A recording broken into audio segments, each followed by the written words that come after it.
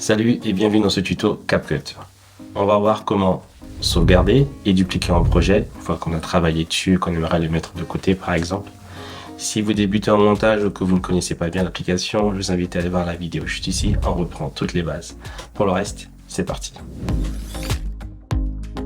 Et donc on se retrouve ici dans CapCut, la timeline. Donc on n'a pas les mêmes plans que lors de la précédente leçon, mais le résultat est le même. On a une zoom in transition. Voilà. Hop. La bonne nouvelle est que CapCut sauvegarde automatiquement lorsque l'on ferme le projet. Donc, pour le fermer le projet, c'est en haut, tout à gauche, la petite croix. Hop là, on ferme et voyez, enregistrer dans le projet. Automatique. Super. Pour une sécurité supplémentaire, on peut aussi enregistrer dans le cloud. C'est très simple. Juste ici au-dessus, on peut voir nuage pour cloud. Donc, on clique.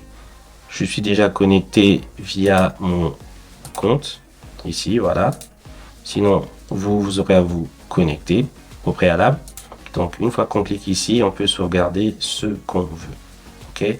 On a à peu près 512 mégas. Donc, hop, on va ici, on clique sur les trois points sur la droite. Ensuite, on fait sauvegarde pour que ce soit envoyé sur le cloud. Et puis, on attend patiemment.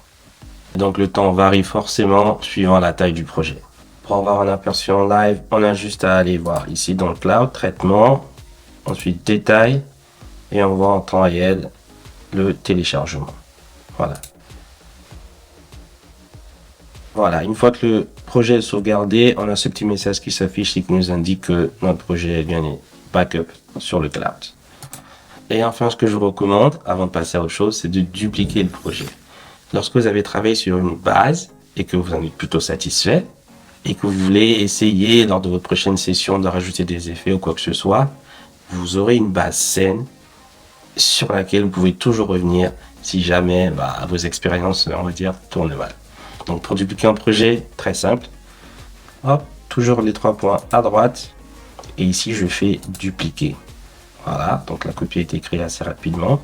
Et quand j'y retourne, toutes les modifications que je vais effectuer sur ce projet dupliqué n'affecteront pas le projet sauvegardé. Ça veut dire que si on se trompe, on va dire que je supprime ce plan par inadvertance.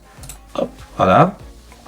Et quand je reviens dans mon plan de base, en plus qui est dans le cloud, vous voyez, le plan est toujours là. Voilà. Donc très pratique quand on n'est pas sûr de ce qu'on veut faire ou qu'on veut tenter des choses un peu spéciales. C'est tout pour cette leçon et je vous vois dans la suivante.